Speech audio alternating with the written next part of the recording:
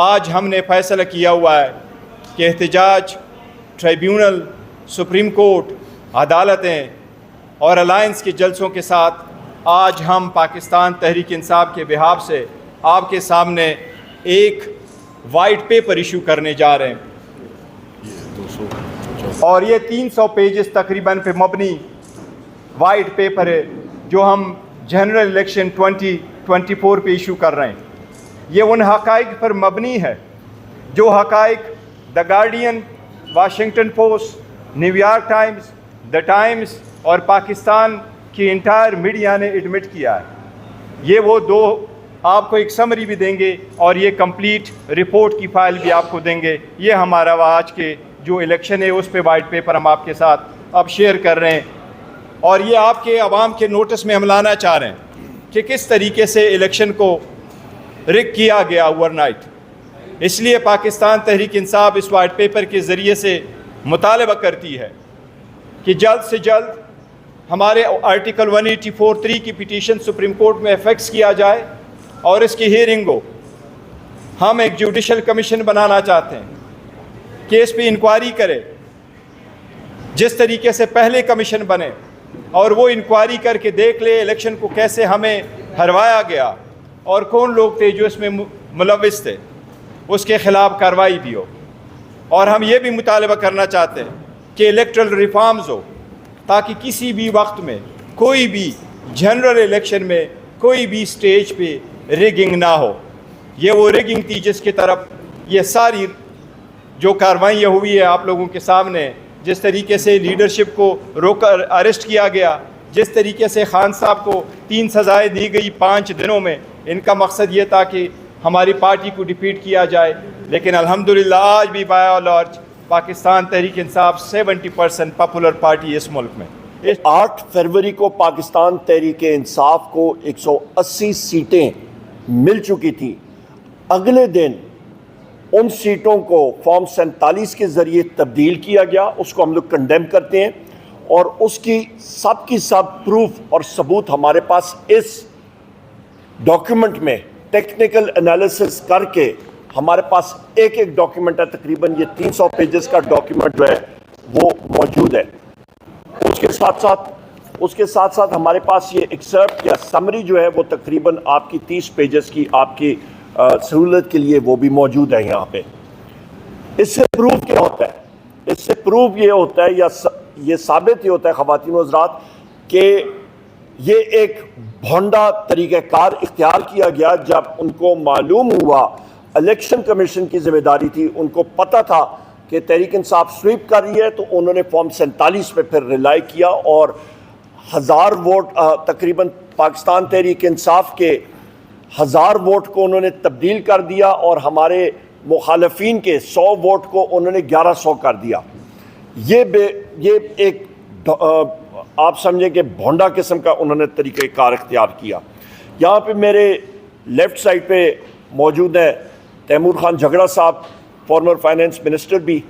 ان کو ابھی یہ آپ کے پاس یہ دیکھیں لفافوں میں ان کو فارم 45 اوریجنل آنے شروع ہوئے ہیں، جو کہ بالکل اس کی نگیشن کرتا ہے کہ جو کہ الیکشن کمیشن نے اپنے پاس رکھے ہوئے ہیں، اور ان کا رزلٹ بھی اوور نائٹ چینج کیا گیا۔ اس طرح کی 7 سیٹیں پشاور کی ہیں پورے پاکستان میں، یہ سیلڈ ریکارڈ ہے۔ اور اس کے ساتھ ساتھ مہربانو صاحبہ ہیں یہاں پہ، قبل شوزب صاحبہ ہیں، ہمارے باقی ساتھی یہاں پہ موجود ہیں۔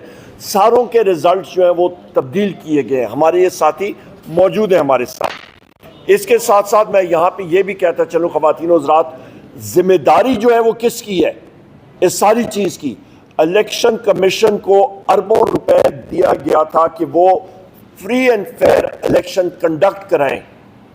چیف الیکشن کمشنر اور اس کے ساتھ ان کے کمیشن کے جو حضرات ہیں، جو ممبرز ہیں، ان کو فی الفور مستعفی ہونا چاہیے۔ یہ ہماری ڈیمانڈ ہے، اس فورم سے بھی ہم لوگ کرتے رہے ہیں، کرتے رہیں گے جب تک وہ مستعفی نہ ہو، کیونکہ انہوں نے عوام کی امانت میں کھلم کھلا خیانت کی ہے۔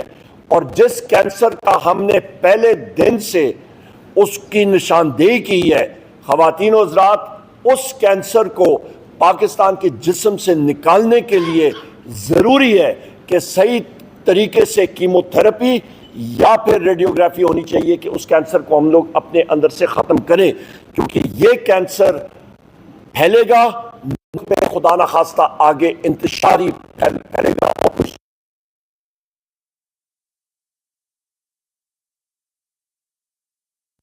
پھر شبلی فراز صاحب بات کریں گے کہ بیرسٹر گور صاحب اور میں ہم لوگ پنجاب کی مختلف بائی الیکشن میں بھی موجود تھے، اور جس طرح وہاں پہ میں ایک بار پھر بات کرتا چلوں کہ آپ کے 4 میڈیا کے لوگوں کو تشدد کیا گیا، اس کی ہم نے نشاندہی کی، اور وہاں پہ پولیس کی انٹیلیجنس ایجنسیز کے لوگوں نے، پولیس نے برملا کہا کہ یہ پولیس کی وردی میں انٹیلیجنس کے لوگ ہیں۔ پاکستان میں 5 انٹیلیجنس ایجنسیز آپریٹ کر رہی ہیں۔ ہم لوگ ڈیمانڈ کرتے ہیں کہ ان کی نشاندہی ہونی چاہیے تھی، وہ کون سے ایجنسیز کے لوگ ہیں، کیا وہ فیلڈ انٹیلیجنس یونٹ کے تھے، انٹیلیجنس بیورو کے تھے، اسپیشل برانچ کے تھے، ملٹری انٹیلیجنس کے تھے، انٹر سروسز انٹیلیجنس کے تھے۔ صاف ستھری انویسٹیگیشن ہونی چاہیے اور ان کے سربراہان کو سامنے آنا چاہیے، یا ان کے ایجنٹس اور آپریٹیوز ملوث تھے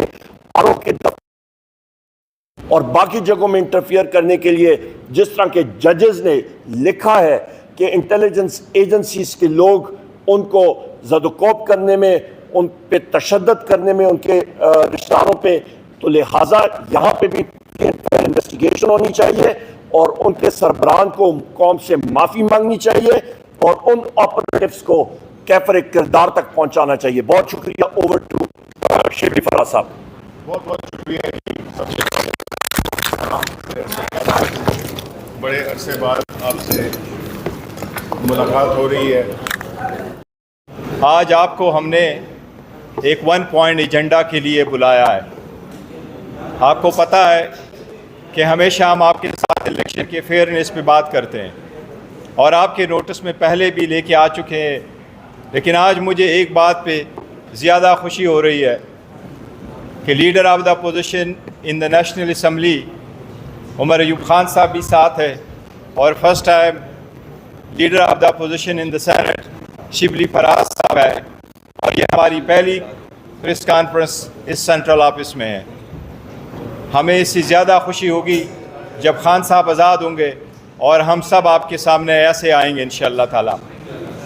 آج آپ کے سامنے 1 پوائنٹ ایجنڈا الیکشن کے فیئرنیس پہ ہم رکھ رہے ہیں۔ آپ کو پہلے ہم بتا چکے ہیں کہ جب جنوری میں حکومت ختم ہو گئی، ہم نے 3 پٹیشنیں سپریم کورٹ میں فائل کر دی، 7 پٹیشنیں ہائی کورٹ میں فائل کر دی، free fair and transparent election hold کرانے کے لیے بڑی کوشش کی، لیکن وہ الیکشن نہیں ہو سکا۔ آخرکار سپریم کورٹ کے انٹرونشن سے پریزیڈنٹ آف پاکستان اور الیکشن کمیشن کے معاہدے میں